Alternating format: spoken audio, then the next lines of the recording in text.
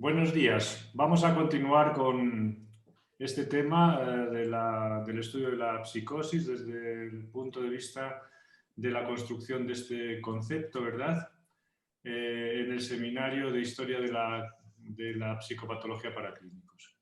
Y en esta ocasión tenemos que centrarnos en los comentarios y el estudio de los comentarios de tres textos suficientemente importantes como para dedicarles un tiempo. Uno de ellos, que va a comentar Andrés, tiene que ver con la historia del concepto de psicosis prácticamente hasta hace 70 años, casi hasta,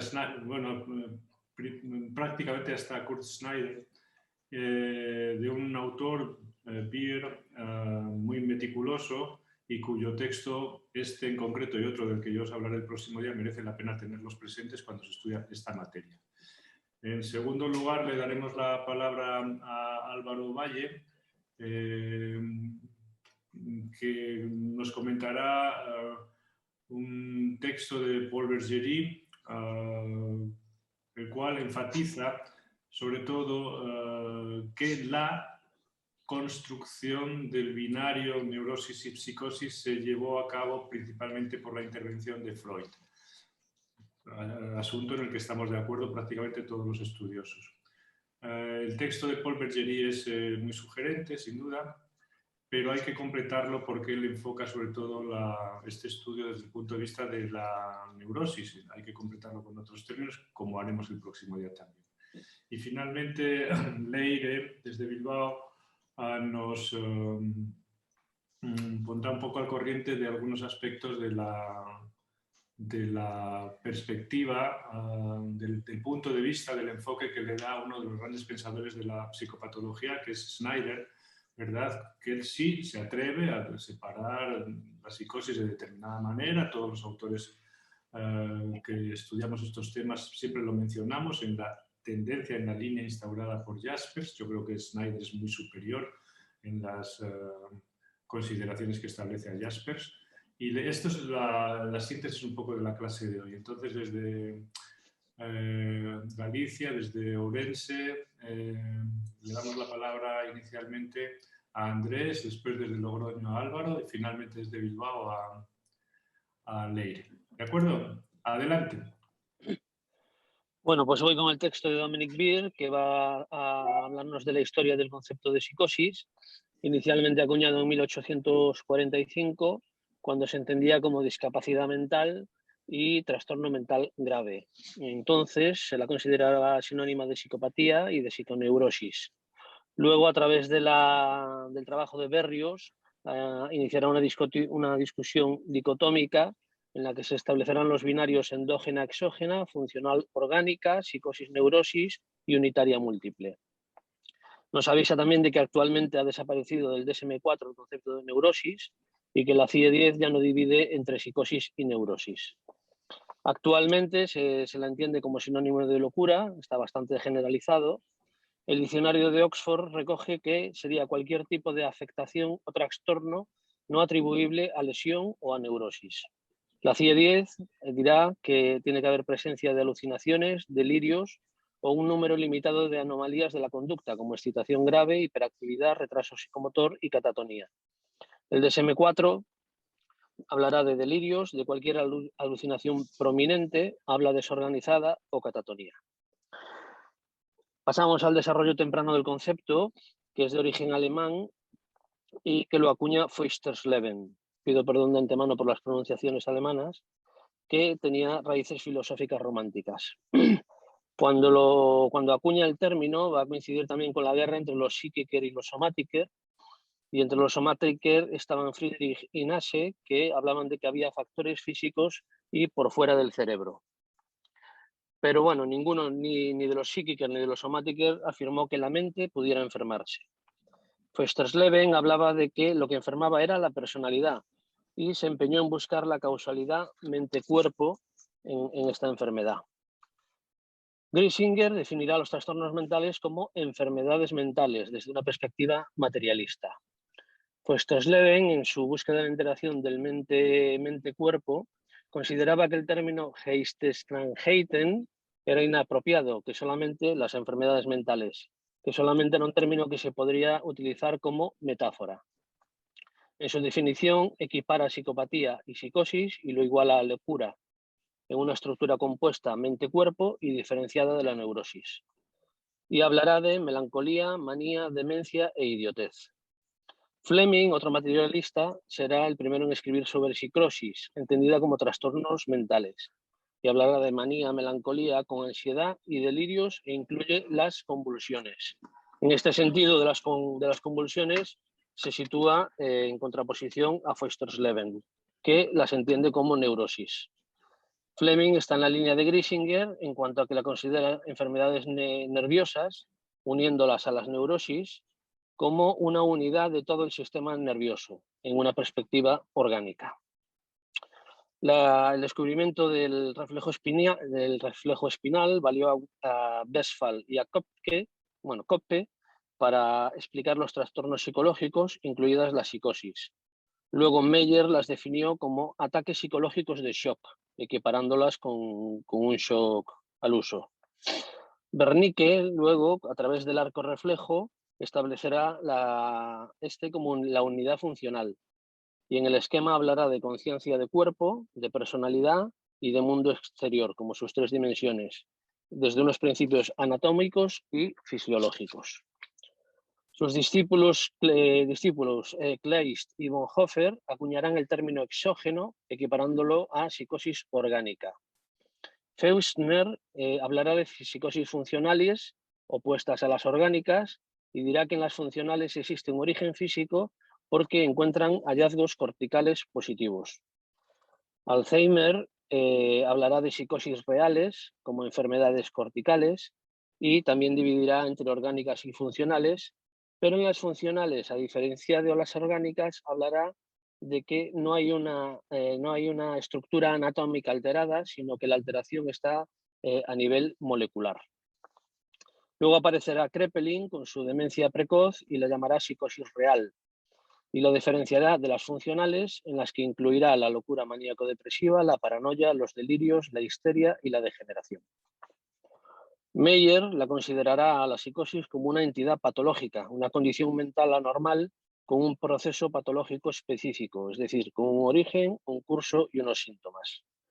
Bonhoeffer hablará del binario exógenas-endógenas y en las exógenas hablará de delirios, alucinaciones y epilepsia, y en las endógenas incluirá la maníaco-depresiva, la hebefrenia y el trastorno paranoide.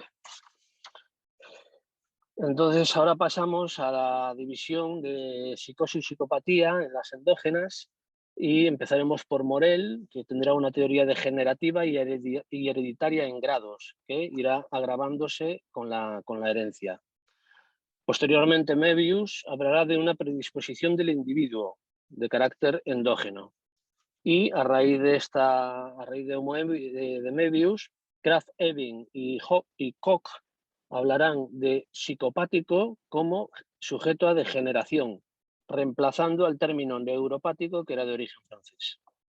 Koch hablará de tres etapas. La primera, de la inestabilidad de la personalidad, pasará luego a una debilidad mental y luego degenerará en demencia. Kraepelin, hasta su 9ª edición de su libro de texto, solo en la 9ª edición hablará de que solo existen las endógenas y serán la demencia precoz y la maníaco-depresiva, dejando el término de psicosis para enfermedades más específicas, no para toda la enfermedad mental.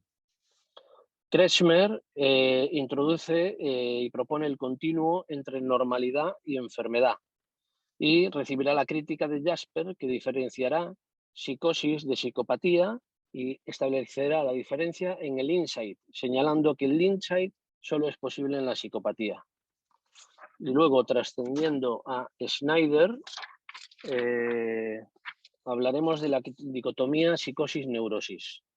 Retomando a Feuchtersleben, hablará de que los trastornos mentales son una subcategoría de las neurosis. Fleming defendió la unidad de las enfermedades de todo el sistema nervioso. Schuller dirá que las psicosis son condiciones orgánicas más graves y las psiconeurosis condiciones orgánicas menos graves. Kraepelin hablará de una menor influencia en la clasificación de las neurosis. Gap y Nomm, después de la Primera Guerra Mundial, se oponen a Oppenheim, atribuyendo los síntomas de la neurosis obsesiva al trauma, no la neurosis obsesiva, sino atribuyendo los síntomas psicóticos no al trauma, sino al estado psíquico. Es entonces cuando entra Jaspers y hablará del binario neurosis-psicosis, que se diferencian en la totalidad en que involucran al individuo en la experiencia. Habrá una teoría de la psicosis unitaria del siglo XIX y Ghislaine describirá 4 elementos consecutivos. Aquí habla de una continuidad. En un primer momento habrá una exaltación de la actividad cerebral, pasará a una aberración de las estructuras cerebrales. Esta aberración generará una opresión de estas estructuras, derivando por último en un agotamiento psíquico. Y establecerá una ruta que dirá que empezará por la manía, pasando a la parafrenia, a la hiperplexia, la epilepsia, las alucinaciones, la confusión y la demencia. Grisinger criticará diciendo que la paranoia, por ejemplo, no necesariamente pasaba por un estado previo depresivo, sino que podía surgir repentinamente. Y aquí pienso en lo que nos tienes hablado de que en la psicosis paranoide o paranoica, esto de la revelación, que es el fogonazo instantáneo en el que una verdad y una certeza se revelan. Neumann, más radical del modelo continuo, habla de que precisamente habrá un continuo de la salud al malestar y la única enfermedad mental será la locura. Luego Bier nos habla de psicosis atípicas y psicosis unitaria. Kraepelin llegó a sugerir que era casi imposible distinguir claramente la esquizofrenia de la melancolía, al menos siempre. Aparecen las psicosis psicogénicas reactivas y Kleist habla de las cicloides, en las que no existe deterioro. Kasanin hablará de las esquizoafectivas, con un inicio muy repentino, confusión emocional, distorsión del mundo exterior e impresiones sensoriales falsas, y las opondrá a las esquizofreniformes. El movimiento de la CIE-10 de abandonar la diferenciación de neurosis y psicosis recuerda a la teoría de la psicosis unitaria, pero hacen falta más investigaciones. Jan Sárik dice que el principio que subyace a todos los estados psicóticos se encuentra en los descarrilamientos de la dinámica psicológica. Y Merninger, no me entiendo ni mi letra, Merninger desde el psicoanálisis también mantuvo un concepto unitario de enfermedad mental. Por último, para finalizar en la discusión, nos dice que no es hasta los años 30 y 40 del siglo XX que las psicosis no se separan de las neurosis y las psicopatías. Existe una división útil y obligada en Alemania para determinar y reparar a los enfermos mentales. La CIE-10 prescinde del término endógeno y se centra en la gravedad por inexacto e engañoso. A lo largo del siglo XX, los psiquiatras escandinavos defienden la independencia de las psicosis breves o atípicas. Debido a los criterios diagnósticos, ya no es posible diagnosticar a todos con los dos términos kraepelianos. La dicotomía funcional orgánica podría resolverse a través de un enfoque integrador que incorpore factores biológicos, sociales y psicológicos. Parece difícil desligar psicosis de locura a lo largo de todos estos 150 años. Entonces, lo que está claro es que no está claro. Y ni es una cuestión baladí alcanzar un consenso y una definición clara y unívoca del término. Pues, he estado escuchando perfectamente a Andrés y como decías tú también, Lucía, ha hecho una síntesis de un texto que es muy prolijo en información, por decirlo así, y bueno, me gustaría que son demasiados términos, demasiados binarios, neurosis, psicosis, endógeno, exógeno, funcional, orgánico, bueno, hay una serie de cosas. Me gustaría preguntarle a Andrés un poco qué saca en claro de todo esto, aparte de lo que ya decía finalmente, que el concepto de psicosis no está precisamente demasiado claro. ¿Qué sacas en conclusión del texto de Dominique Bier? Andrés. Bueno, es lo que dices tú, me parece un estudio súper exhaustivo en el que condensa un montón de visiones del término Y así a nivel personal, yo sobre todo me quedo con si me tengo que posicionar, me quedo con el modelo continuo, es el que más me gusta y, y casi más crepeliano, en el sentido, me falta como incluir el polo paranoico, ¿no? Él habla de maníaco depresivo y melancolía y que con eso podría resumir todo, pero para mí me quedo con esta idea que tenemos hablado también en el máster, de que la melancolía sería como el centro o el sumidero del que intenta escapar el psicótico y que tanto el polo paranoide como el polo esquizofrénico serían un poco los asideros para no caer por ahí. Y básicamente me quedo con eso. Es la definición que a mí más me gusta. Sí, sí, ese es nuestro punto de vista, el que tratamos de desarrollar ya desde hace ya mucho tiempo, de los polos de la psicosis, claro. En realidad, toda la cuestión de quizás la articulación entre continuo y discontinuo, hay que entenderlo entre lo uno y lo múltiple, hay que entenderlo más bien como un engranaje. Es decir, inicialmente el punto de vista en la historia de la clínica era prácticamente ver una única locura, una enfermedad única. La palabra enfermedad es más tardía, una única locura. El término psicosis es mucho más tardío. De hecho, Einheitspsychose, la psicosis unitaria, es un término muy tardío. Se atribuye a Griesinger, pero Griesinger jamás usó esa expresión. Ni siquiera Griesinger usa el término psicosis en su texto. Es decir, él usa la palabra locura, alteración psíquica, trastorno psíquico, etc. Enfermedad psíquica. Pero el punto de vista inicial, es decir, el de Ghislaine, al que mencionabas, otro autor italiano que no está en el texto, pero no se menciona demasiado, que es Chiarucci, donde él hablaba de la locura, la pazzia, y otros autores, incluso Pinel con el concepto de alienación. Ellos presentan, todos ellos inicialmente, en el inicio de la psicopatología, como es de esperar, presentan una visión unitaria de la locura. Hay una alienación, hay una locura, hay una pazzia, etc. ¿Por qué hay una? Pues porque ellos no tienen elementos todavía, no está construido todavía el cimiento de la semiología y por tanto no hacen grandes discriminaciones. Sí discriminan la locura de lo que no es locura, es decir, de otro tipo de enfermedades propias de la medicina. Pero a medida que se avanza un poquito en el conocimiento, el modelo de la locura única se va desvaneciendo. ¿Por qué? Pues porque se ven, digamos, diferencias muy contrastadas. Por ejemplo, que hay una serie de pacientes que están melancólicos toda la vida y que a lo mejor se asocian con la manía y que eso es una enfermedad distinta propiamente de esa... Es decir, que ya no es una parte, sino que es como una cosa distinta, que la parálisis general progresiva, ¿verdad?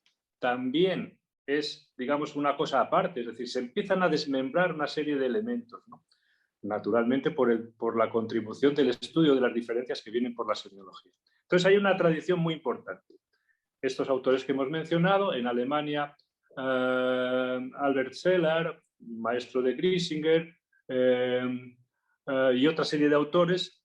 Griesinger se hace eco un poco de toda esta perspectiva porque para Griesinger la psicosis, lo que se ha dado en llamar después psicosis única, en realidad es una forma evolutiva de concebir la locura. Primero hay episodios relacionados con el humor, con la angustia, con el ánimo, es decir, con la melancolía, etcétera, etcétera, y si eso no cura, se trastornan las ideas. Es decir, que es una especie como de proceso, ¿no? Y cuando se trastornan las ideas, es decir, cuando el sujeto entra en la locura, él usa la palabra alemana Verrücktheit, es decir, locura, como lo llama la gente de la calle, ¿no? Una vez que se llega ya no hay marcha atrás. Hay marcha atrás cuando el sujeto está hipocondriaco, angustiado, melancólico, de esto sí, porque es algo que corresponde más bien a las afecciones, al humor, ¿no? Y este modelo de Griesinger tiene partidarios muy grandes como Neumann, el que mencionabas tú, etcétera. Son ellos ya seguidores y se va manteniendo. Pero ¿qué sucede? Fijaros, ¿cómo estalla por los aires el modelo de la psicosis única? Pues por una cosa muy sencilla. Es decir, porque una serie de autores contemporáneos de Griesinger, Snell, Hoffman, una serie de autores dicen, oiga, usted supone que todos los enfermos paranoicos, es decir, locos, lo que usted llama locos, el delirio sistemático, han estado antes deprimidos o algo. Dice, aquí tengo yo 50 casos que ninguno de ellos ha estado deprimido. Y comienzan desde el punto de vista del delirio sistemático, es decir, de la paranoia, a criticar el modelo general según el cual hay que estar afectado, digamos, del humor, inicialmente de los afectos, de la tristeza, de la angustia, tal, antes de estar loco. Y ellos demuestran que no, que hay paranoias, las llaman primarias, locuras primarias. Y a partir de ahí se desmorona el modelo. Algunos continúan, ¿verdad?, sosteniéndolo como pueden, e incluso Grisinger, en la segunda edición del libro de la patología y la terapia de las enfermedades psíquicas, tiene que incluir esas formas de paranoia primaria. O sea, que empieza Lo que pasa es que Grisinger murió muy joven y no le dio tiempo a reformular todo el modelo. ¿De acuerdo? Pero ese modelo continúa.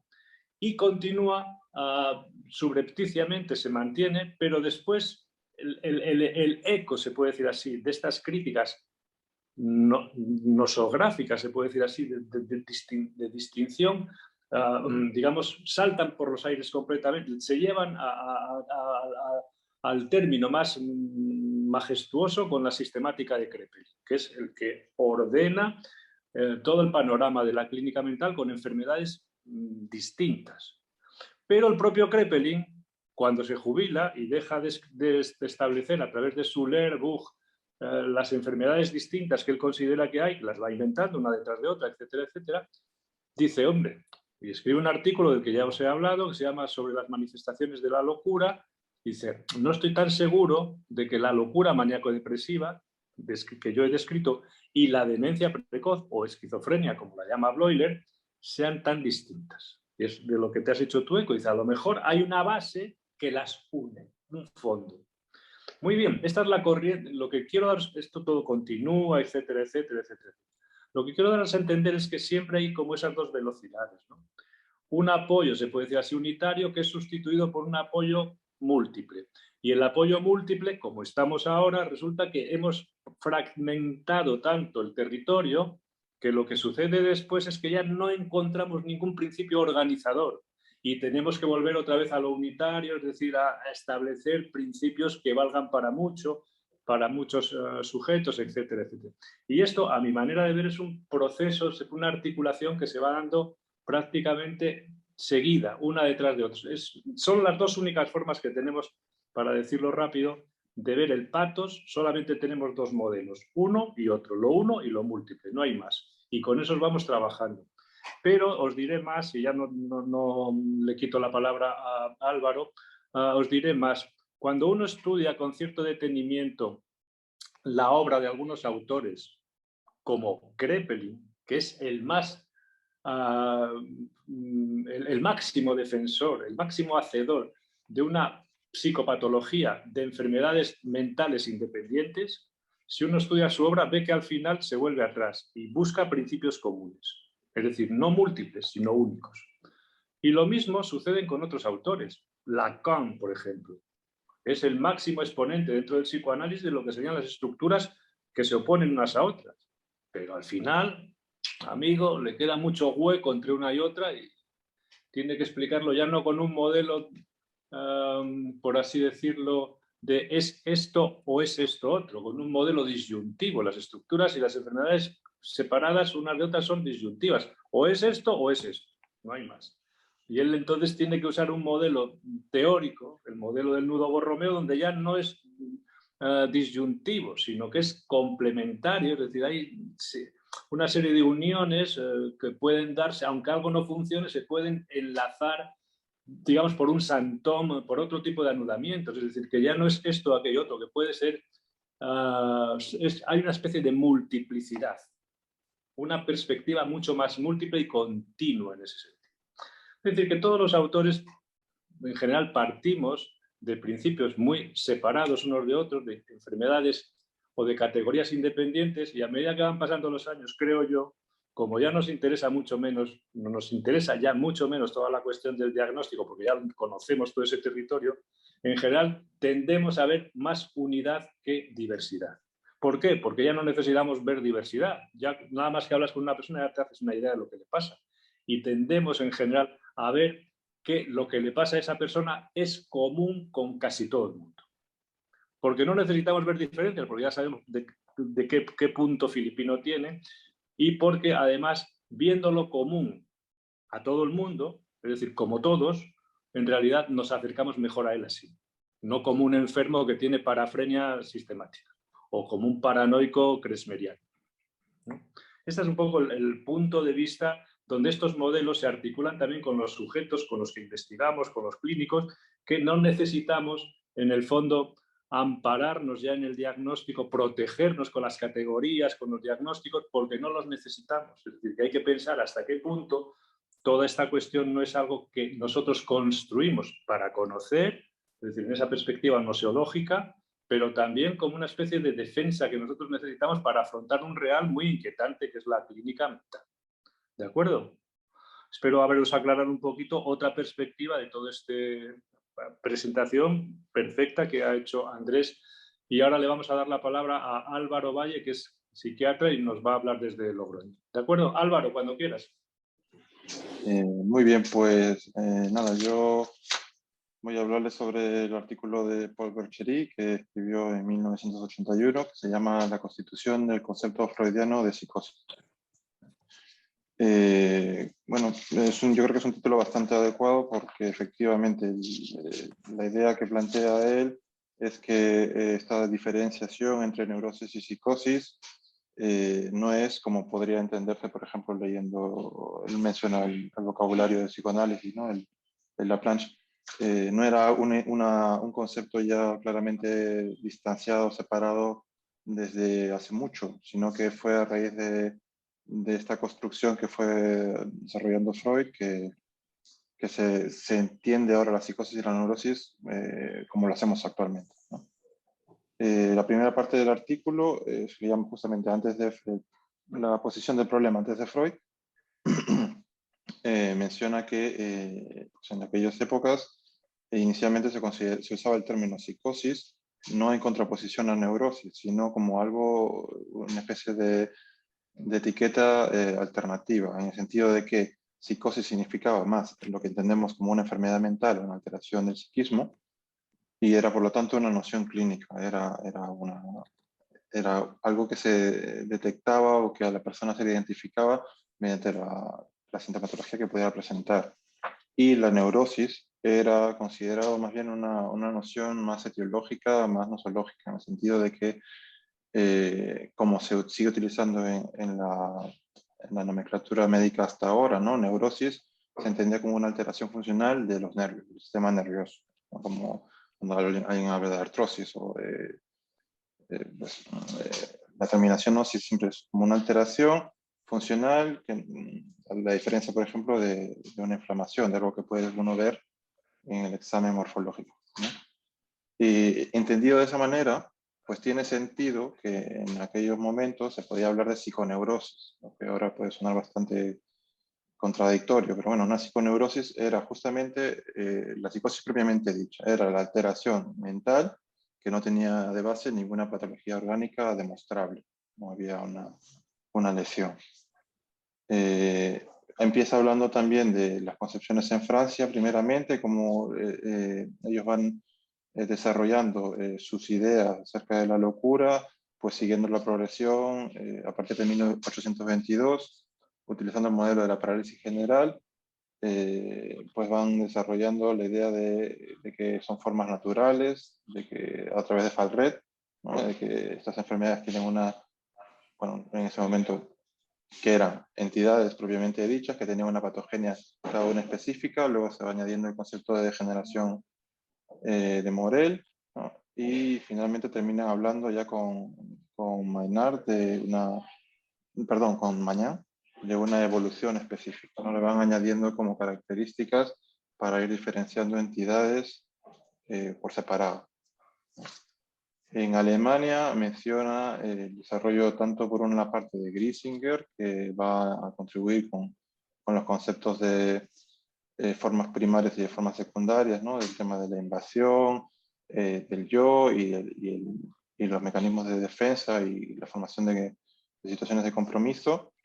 Y además, Griesinger también va a contribuir, estoy hablando de contribuir a lo que es la construcción que va a ser posteriormente Freud, del concepto de ver la locura como un género, ya no como clases, ¿no? Ya no como cosas que van separadas, sino como algo que abarca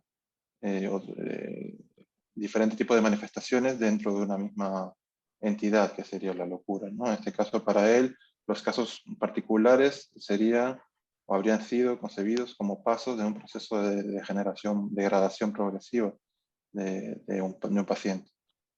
Y menciona también a Kraepelin, que dice que va a traer los conceptos de Farret, utilizando también las enseñanzas a través de Calbaum, ¿no? De las enseñanzas de Calbaum, y así contribuyendo con las ideas de asignar una etiopatogenia específica y una evolución a estadios terminales, ¿no? Propia de cada una de las entidades.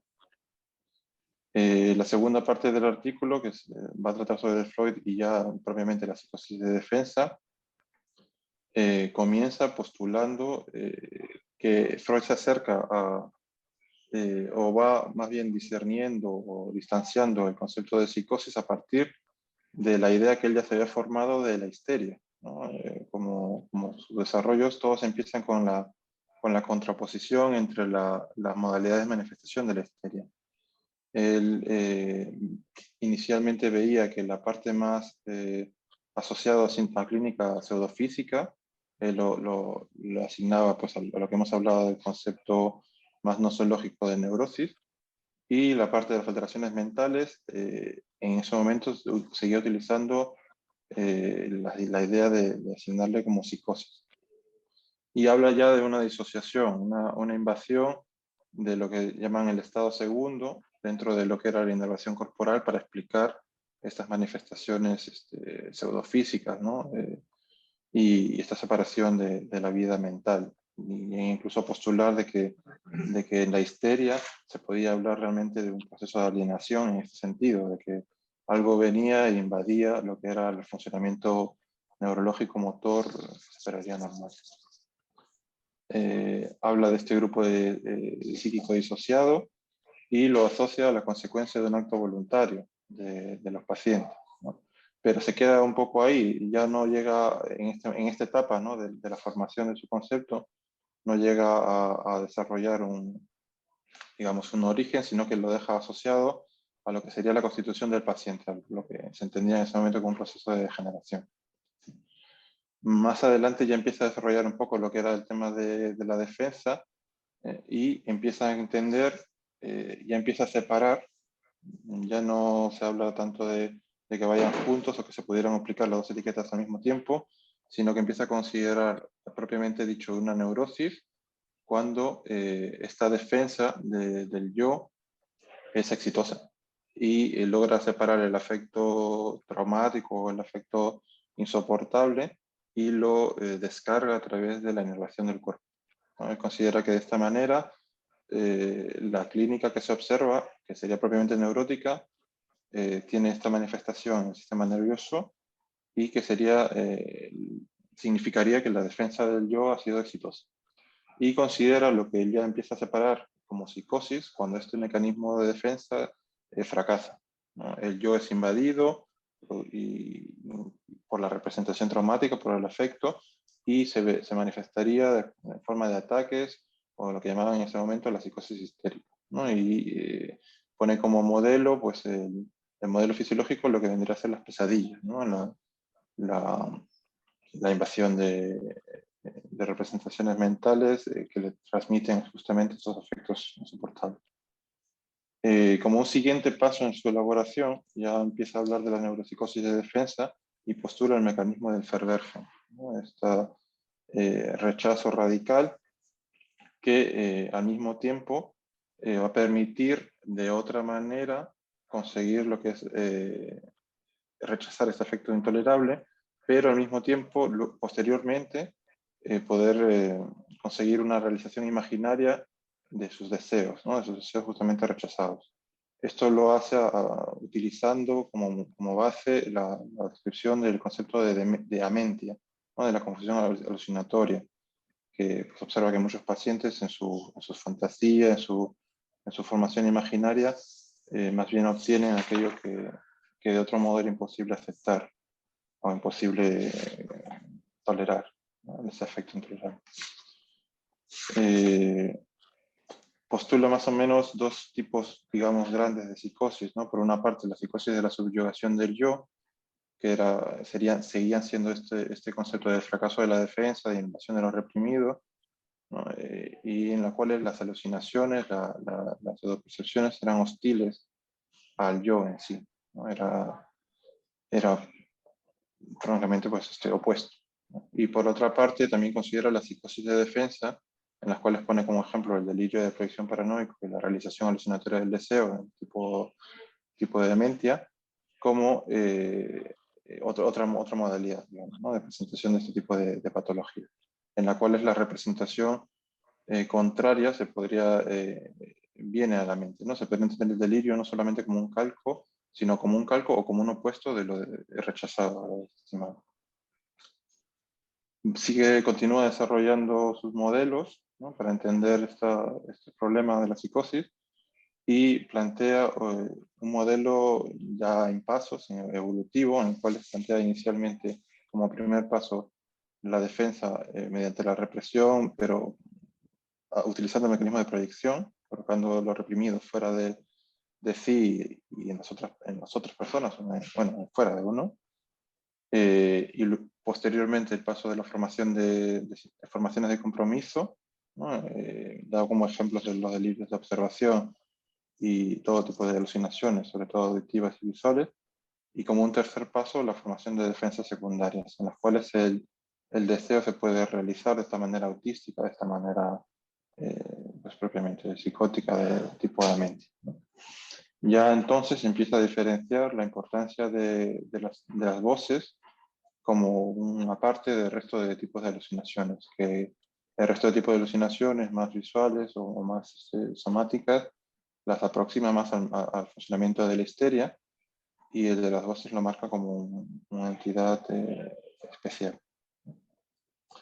Postula, en esta parte del texto, el autor pues postula que ya dentro de la construcción de Freud había 5 componentes importantes que cada uno le correspondería como, digamos, una patología más o menos modelo según el predominio de cada uno, ¿no? El tema de las alucinaciones auditivas de las voces, pues postula como el modelo, ¿no? de la patología con predominio de voces, en lo que es la psicosis alucinatoria crónica.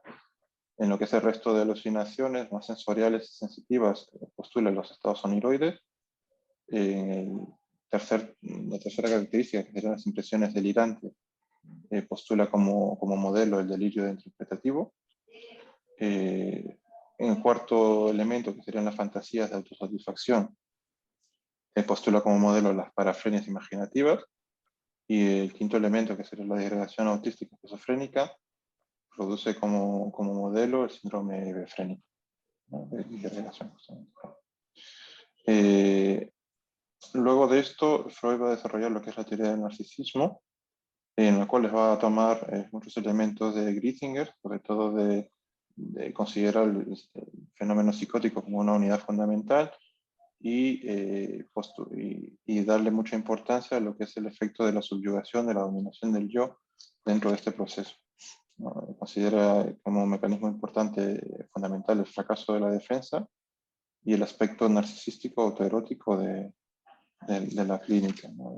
Para darle un sentido a este tipo de vivencia.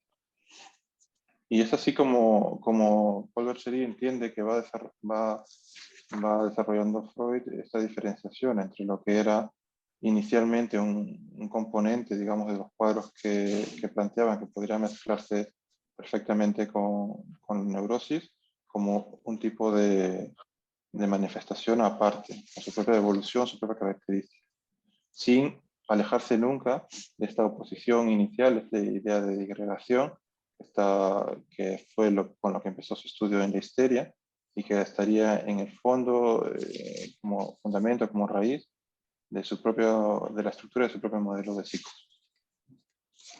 Y esto es como termina Paul Bergerie su artículo. No sé si lo entendí bien, ¿no? Sí, sí, muchas gracias, Álvaro. El texto vale la pena. Es un texto que no hay que olvidar, como decías, está publicado en la revista Cuarto, una revista de psicoanálisis belga, y es del siglo pasado, es de 1980 y tantos, es decir, Sí, yo creo que no recuerdo ahora el año. Es decir, 1981.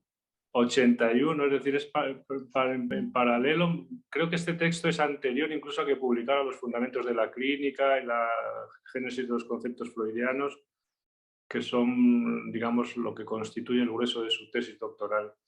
Es decir, que Paul Bergerie está muy acertado cuando propone la constitución, como dice el texto original en francés, de este binario, neurosis y psicosis.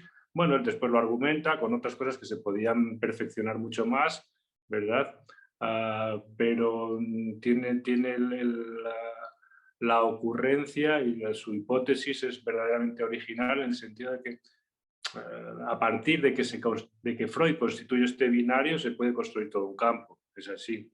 Esa es la cuestión. Yo creo que este artículo vale la pena en ese sentido por esa aportación frente a otro tipo de estudios como el que veíamos antes de Dominique Bier, que no le dan esa importancia. Porque para construir un territorio en el mundo de la psicopatología o de cualquier otro tipo de, no voy a decir ciencia, de conocimiento, necesitamos tener dos términos. Y tenemos uno y realmente con psicosis entendida como neurosis psíquica solo había un término.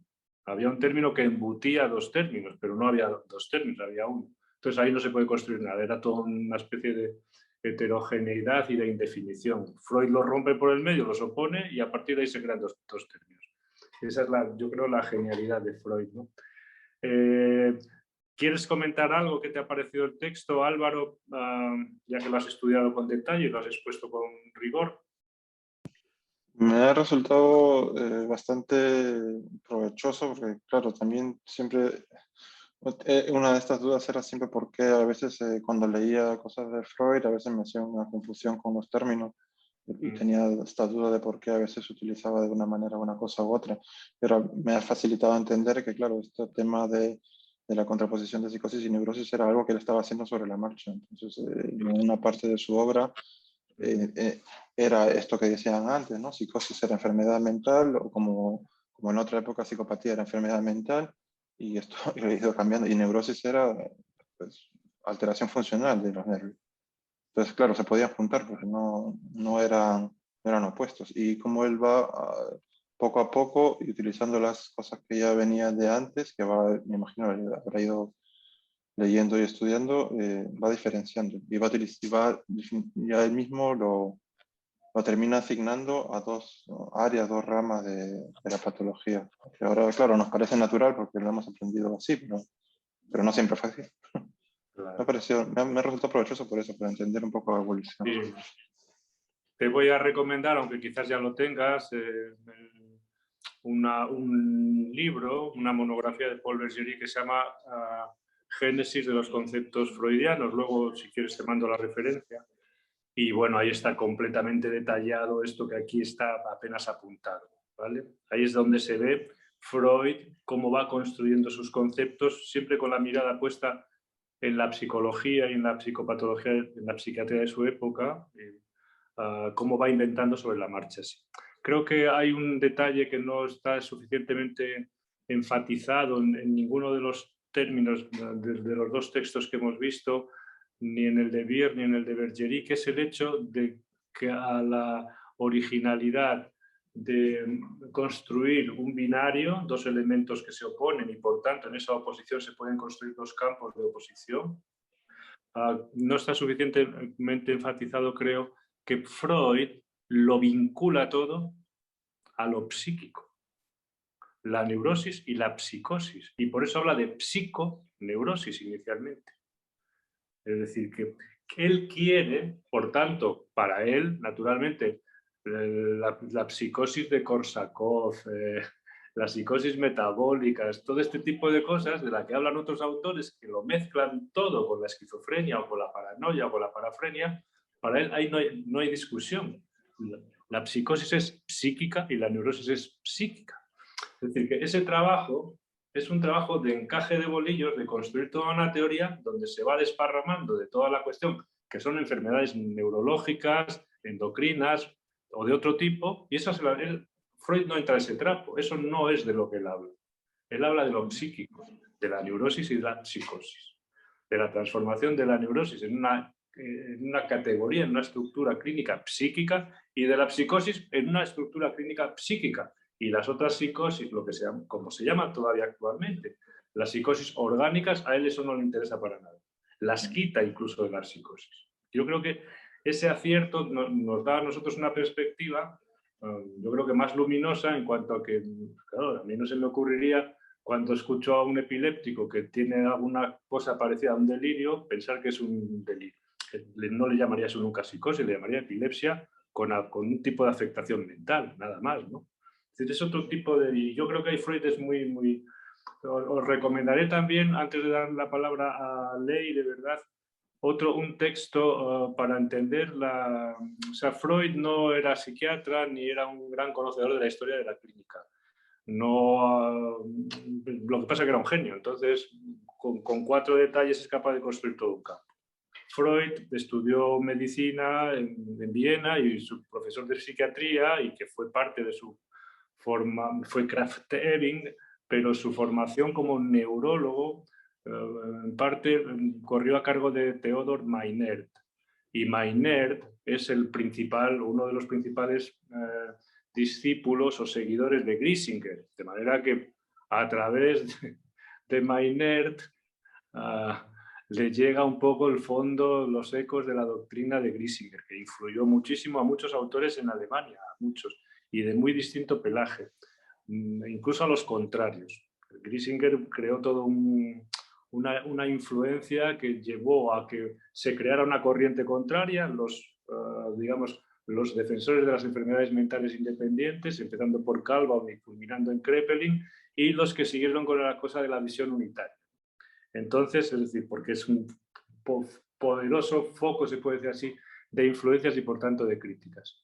Entonces, os voy a mandar un texto de un autor que se llama Heinz Arms, que se llama un fragmento, está en inglés, pero se llama un fragmento de la biblioteca de Freud.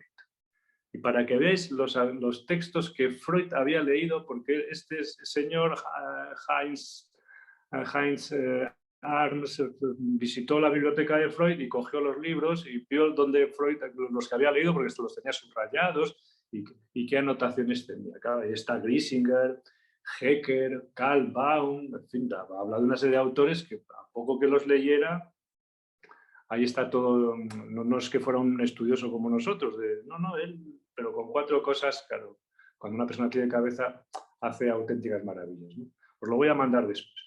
Bueno, vamos a darle la palabra, gracias Álvaro, muy amable y muy agradecido por tu participación.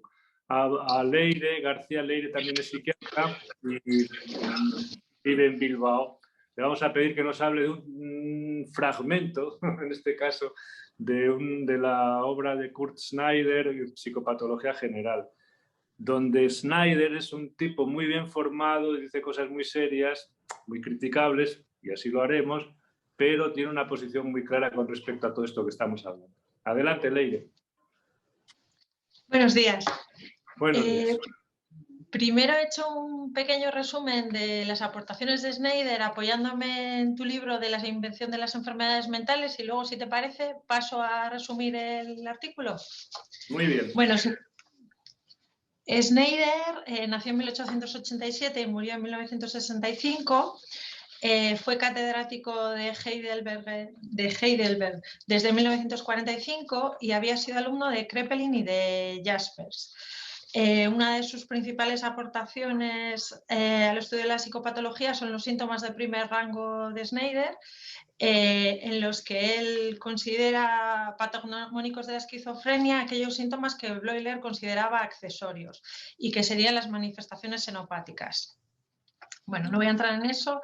Y desde el punto de vista de la nosología, que es lo que nos ocupa, él plantea una visión discontinuista. Por un lado estarían las variaciones anormales del psiquismo, en las que incluiría las disposiciones intelectuales anormales, las personalidades anormales y las reacciones vivenciales anormales, y por otra las anomalías sobrevenidas o las enfermedades y malformaciones que se corresponden con parámetros médicos. Y las divide en dos, en las que tienen base corporal reconocible y las verdaderas Psychosen en alemán, perdón también por la pronunciación, que sería la ciclotimia y la esquizofrenia.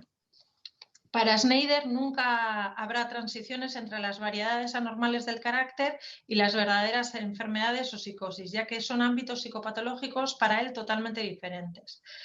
El carácter de enfermedad o de endogenicidad, que es el término que él propone, se apoya en las concepciones de su maestro Jaspers y en el proceso jasperiano, e insiste en que es esa ruptura del desarrollo vital lo que hace evidente que se trate de una enfermedad. Como siempre, lo que pone en cuestión esta construcción es la paranoia, y entonces propone lo somatógeno para esto que estamos hablando, lo psicógeno para las variaciones anormales del psiquismo y lo metágeno para la paranoia. Dice que es una aberrancia psíquica sin causa somática o psicológica. Y bueno, paso a resumir un poco el texto. En las primeras líneas defiende la necesidad de una buena observación semiológica y critica que muchas veces ya se ha hecho el diagnóstico antes de nombrar los síntomas y que esto debe ser al revés. Dice textualmente que primero vienen el aprehender y el nombrar sin prejuicios clínicos los síntomas y después el deducir de ellos el diagnóstico. A la hora de valorar los síntomas observados, él dice que hay que dar prioridad a lo somático sobre lo psíquico. Y pone varios ejemplos. Por ejemplo, que en una pulmonía febril, si hay un cuadro de delirium, como tal, aunque tenga el aspecto de una esquizofrenia, hay que atribuirlo a algo orgánico, producido por la neumonía. Y señala que su aspiración es convertir completamente la psiquiatría de la psicosis en somatología, pero reconoce que este objetivo aún está lejos. Propone utilizar el término exógeno para aquellos cuadros psicopatológicos en los que haya una causa orgánica reconocible, que puede ser traumática, infecciosa, tóxica, parasitaria, o incluso aunque esta causa sea endógena, como en el caso de un tumor cerebral o en el delirium urémico. Y el término endógeno para aquellos cuadros en los que no se conoce la causa somática, pero que tampoco se las puede concebir como una mera variación del psiquismo. Por tanto, las psicosis con base corporal reconocible serían exógenas y aquellas sin base corporal reconocible hasta hoy, dice él, serían endógenas. Después adelanta un compendio clínico y propone la depresión ciclotímica como el cuadro más diferenciable de la esquizofrenia.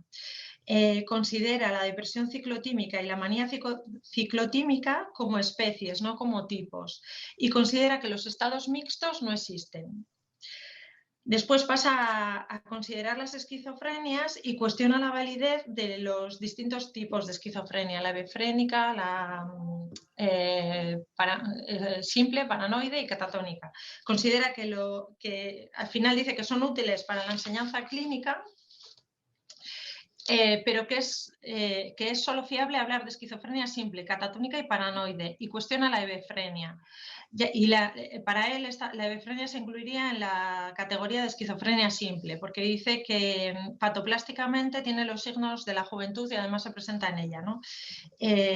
Son sujetos inmodales, impertinentes, colegiales, gansos. Y él propone considerar otro tipo de esquizofrenia, la alucinosis esquizofrénica, que no se podría incluir en ninguna de los otros cuatro. Y dice que aunque es poco frecuente y se suele presentar en la edad tardía, sí es un cuadro diferente y reconocible. En el siguiente párrafo aborda las catatonías, que incluyen los cuadros hipercinéticos y los hipocinéticos, y reconoce que algunos cuadros hipercinéticos tienen base corporal reconocible, no así los hipocinéticos o estuporosos, y cuestiona que ambos tipos se puedan comparar. Y hace énfasis en que el diagnóstico se ha de hacer en base al estado y no al curso, como propone Kraepelin, porque ese es el principio de investigación médica. Finalmente aborda el curso y reconoce que en general la esquizofrenia sigue un curso desfavorable, pero señala que no siempre. Incluso dice que algunas curan no solo externamente, sino realmente, sin dejar ninguna huella. Y que en la ciclotimia sí que habría una curación de fase.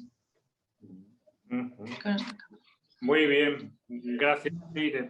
Haznos un comentario, si te parece, qué valoración o qué te ha transmitido estas páginas de Schneider.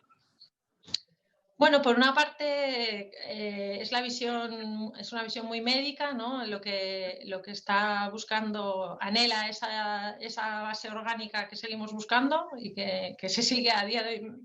Es llamativo, ¿no? Por hoy, cuando dice por ahora, bueno, pues 100 años después seguimos igual. Y me ha gustado un poco el párrafo de que hay que hacer una buena observación sin prejuicios clínicos, ¿no? Era un gran semiólogo y un gran observador.